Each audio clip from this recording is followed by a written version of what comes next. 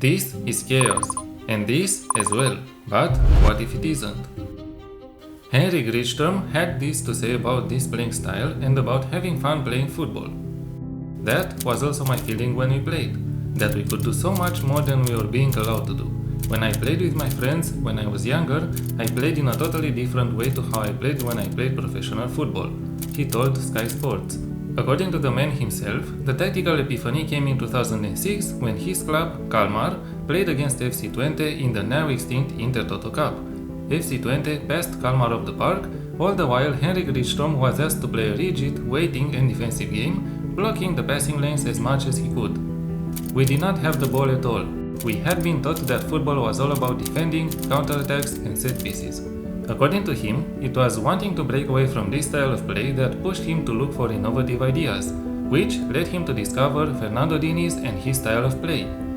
There were so many clips starting to circulate on Twitter, recalls Rydstrom. The positions were like, messed up, what is this?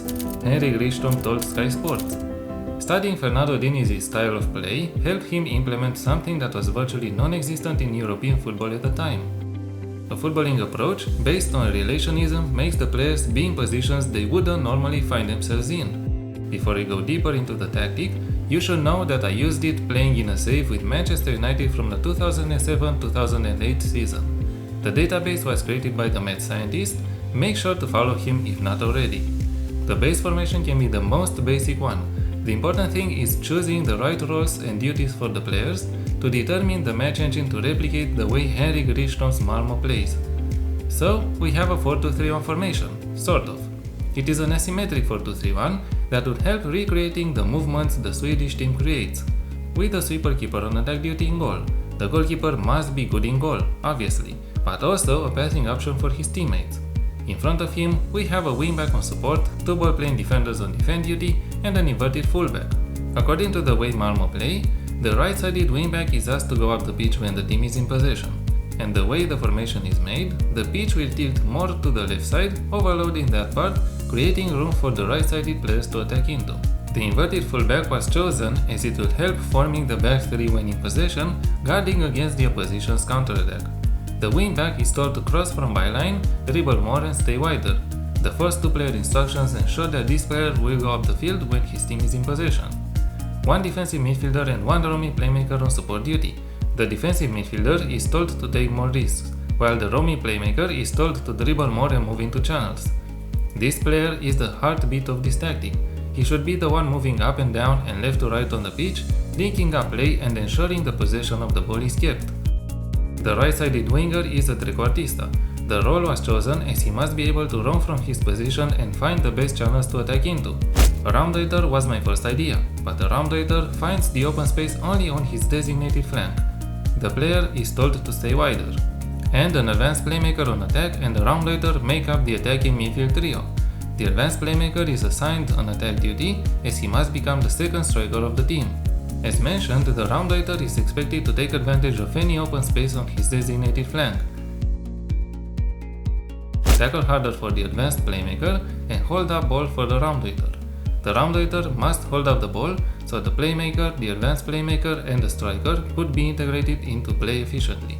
And the striker is an advanced forward who is told to mark tighter. As mentality, I chose positive. You could also choose attacking or balanced, but for the full experience of the tactic I recommend positive. In possession, fairly narrow attacking width, pass into space and play out of defense, shorter passing directness and a higher tempo. The tactic requires the players to be close to each other in possession and pass the ball around fast to not give time to the opposition to react.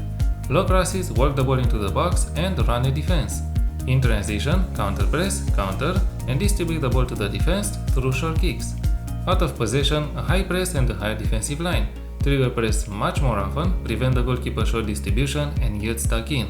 The team must be aggressive when out of possession, reacting fast to losing the ball and trying to recover it as fast as possible. Of course, this comes with its own risks, as your team can get overrun by a better opposition, so pay attention and adapt accordingly.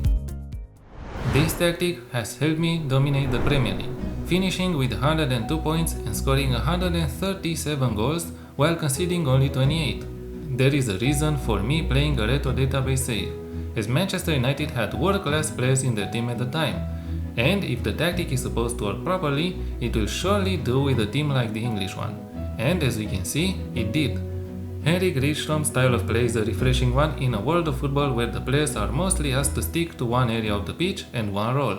I'm glad his experience as a player helped him develop this style of play, and I hope more managers like him or Fernando Diniz are going to become successful in the world of football.